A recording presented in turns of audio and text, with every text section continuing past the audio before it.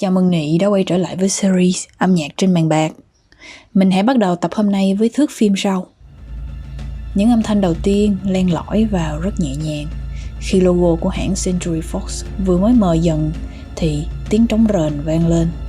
Sau đó một giai điệu xa xăm lớn dần lên với những dòng chữ giới thiệu bối cảnh và thời gian xuất hiện trên màn hình. Âm thanh tiếp tục dâng trào cả về âm lượng lẫn cường độ cho đến khi giai điệu sau xuất hiện.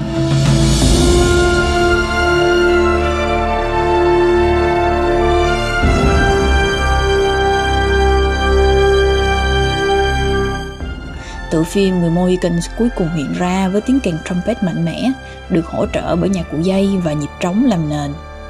Sau đó chủ đề này lặp lại nhưng với một phiên bản nhẹ nhàng hơn. Trên màn hình là hình ảnh đầy huyền bí của dãy núi xa xăm được bao phủ bởi sương trắng. Và đó chính là sự ra đời của một trong những bản nhạc phim được yêu thích nhất trong nhiều thập kỷ qua. Giai điệu mở đầu tuyệt đẹp này được nhà soạn nhạc Trevor Jones đặt tên là Main Title, tiêu đề chính, dù đáng lẽ ra nó nên có một cái tên hay hơn thế. Ta sẽ nghe thấy chủ đề này được lặp đi lặp lại nhiều lần trong phim, đôi khi rất tinh tế, có lúc lại hùng tráng và xúc động mãnh liệt. Sau khi kết thúc bản nhạc này, bộ phim ngay lập tức bước vào cảnh hành động. Với Daniel Day-Lewis trong vai nhân vật chính Hawkeye, lao qua rừng rậm, khi hình ảnh chuyển từ cảnh quay chậm với dãy núi xa xăm sang cuộc đua hối hả trong rừng. Nhạc nền vì thế cũng thay đổi. Lúc này đó là một bản hòa tấu dây với nhịp độ nhanh, căng thẳng như cái cách mà Hawkeye và những người bạn đồng hành của anh, Yunkas và Jean Gatchgook, di chuyển trong cuộc truy đuổi. Cho đến khi Hawkeye dừng lại và giương súng, cuối cùng chúng ta cũng thấy được mục tiêu của họ, đó là một con nai sừng tấm. Nhạc nền cũng ngày càng dữ dội và sau đó đột ngột dừng lại. Một khoảnh khắc im lặng và con nai bị hạ gục.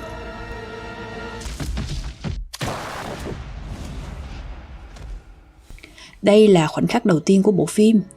Chỉ bằng âm nhạc và hình ảnh, khán giả đã nắm bắt được rất nhiều điều về thế giới của bộ phim, về con người, về cái cảm giác tổng thể, dù chưa một lời thoại nào được thốt lên. Người Mohicans cuối cùng là một câu chuyện chiến tranh khá đơn giản. Vào năm 1757, trong cuộc chiến giữa Pháp và các bộ lạc da đỏ, 3 người đàn ông xuất hiện ở phần mở đầu.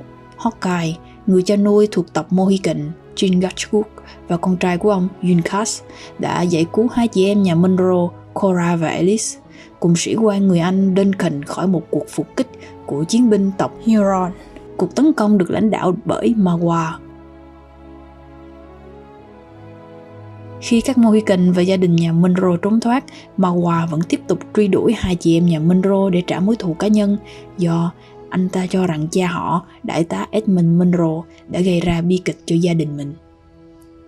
Sở dĩ có đến 2 nhà soạn nhạc cho bộ phim là vì ban đầu bản dựng của đạo diễn Michael Mann dài khoảng 3 tiếng, dài hơn nhiều so với yêu cầu của hãng phim. Do đó ngày phát hành đã được lùi lại để Mann rút ngắn bộ phim.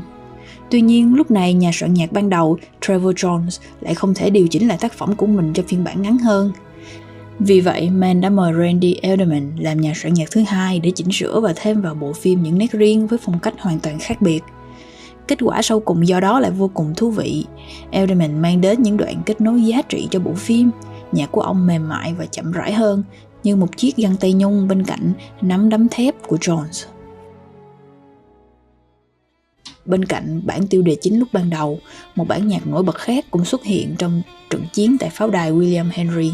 Bản nhạc này có tên The Kiss, lấy cảm hứng từ bài hát dân gian Scotland The Gale của Dougie MacLean. Jones đã thêm dàn violin vào và biến bản nhạc từ một bản dân ca thành một viên ngọc lãng mạn.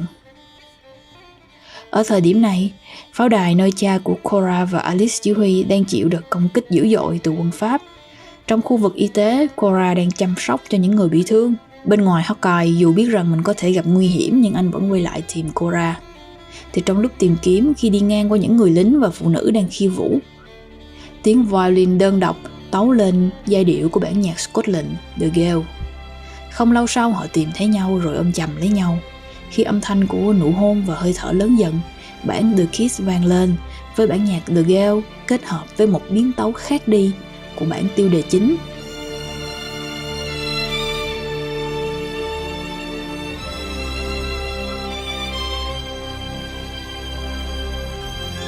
Không hùng tráng như phần đầu, giai điệu tuy buồn hơn nhưng lại phù hợp với khoảnh khắc này. Hai con người bị bao quanh bởi cái chết nhưng không thể cưỡng lại được những cảm xúc dành cho nhau. Ngoài The Kiss ra, bản Promontory cũng xuất sắc sử dụng bản nhạc dân gian The Gale kết hợp với chủ đề chính của bộ phim. Bản nhạc được sử dụng vào đoạn kết của phim khi Junkos lần theo dấu vết kẻ thù Marwa để giải cứu Alice. Giai điệu này đã truyền tải được sự quyết tâm ban đầu của Junkos và sau đó là bi kịch về cái chết và nỗi đau của tất cả nhân vật.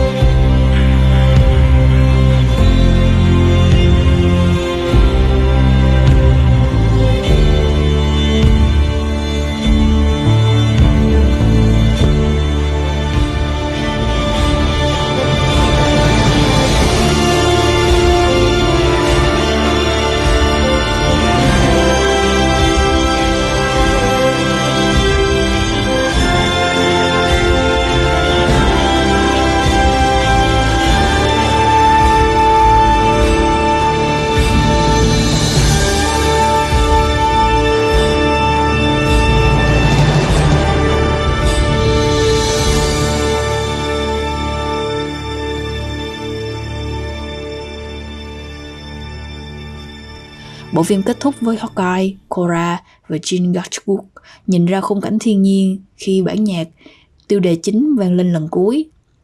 Với 3 phân cảnh chính của phim: cảnh mở đầu phim, cảnh tình cảm giữa Cora và Hawkeye và trận chiến cuối cùng, lời thoại gần như không xuất hiện, nhưng chính âm nhạc đã nói thay lời thoại những cảm xúc không thể diễn tả được bằng ngôn ngữ thông thường. Và tất cả chỉ bắt đầu từ tiếng trống rền vang nhẹ nhàng lúc ban đầu. Trevor Jones và Randy Edelman đã kể một câu chuyện đầy bi thương và oai hùng của người Mohicans cuối cùng như thế. Dù Hawkeye có thể là nhân vật chính của chúng ta, nhưng tiêu đề lại là tên Jean Gatchwood, người đàn ông với lời cầu nguyện đầy tang thương, khép lại bộ phim. Great Spirit and the maker of all life. A warrior goes to you swift and straight as an arrow shot into the sun. Welcome him and let him take his place at the council fire of my people. He is Uncas, my son. Tell him to be patient and ask death for speed, for they are all there but one. I, Chingachgook, the last of the Mohicans.